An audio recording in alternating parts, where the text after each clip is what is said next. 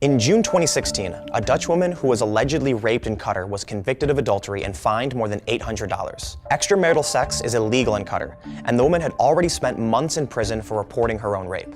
This, coupled with a number of other human rights violations, have amassed international outcry and led many to question whether Qatar is eligible to host the 2022 World Cup. So, how serious are Qatar's human rights abuses? Since the World Cup announcement in 2010, Qatar has garnered widespread criticism over its violations of international human rights law, particularly regarding migrant workers. Qatar is a high-income economy, and over the last few decades has become the most economically competitive country in the Middle East, with one of the highest GDP per capita in the world. The rapid development has produced hundreds of thousands of labor jobs.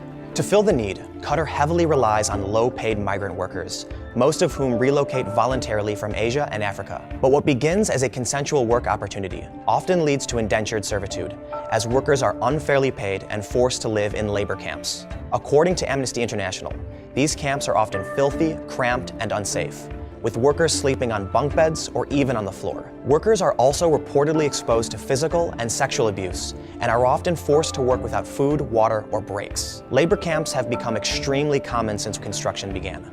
As of June 2016, nearly 1.5 million people, or roughly 60% of Qatar's population, live in such accommodations. What's more, many of these migrants are effectively trapped in Qatar as soon as they arrive. Under the country's sponsorship law, employers can strip workers of their passports and cancel their residence or exit permits. And should they try to escape, employers can legally report them as absconded, resulting in arrest or detention. The Qatari government has even encouraged employers to use a smartphone app to digitally report runaways to authorities.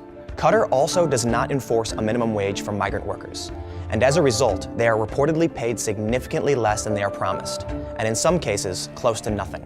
This is all under the backdrop of Qatar's allegedly corrupt and abusive legal system. The country's constitution is based on Sharia law, a strict interpretation of the teachings of Islam. As such, harsh punishments like flogging and stoning are legal for offenses like alcohol consumption, extramarital sex, and blasphemy. According to UNICEF, Qatar's judicial system is also deeply unjust. In some cases, a woman's testimony is worth half that of a man's, and in others, it is worth nothing. Qatar has struck alarm among human rights groups and the international community. Even the Prime Minister of India, who is dealing with flack over his country's own human rights violations, raised concern about Qatar's treatment of migrant workers during his visit to the country. The Qatari government has promised to improve conditions. However, recent reforms to the labor code have failed to adequately address the issue. With no solutions in place and plenty of infrastructure to be built, these and other abuses will likely continue.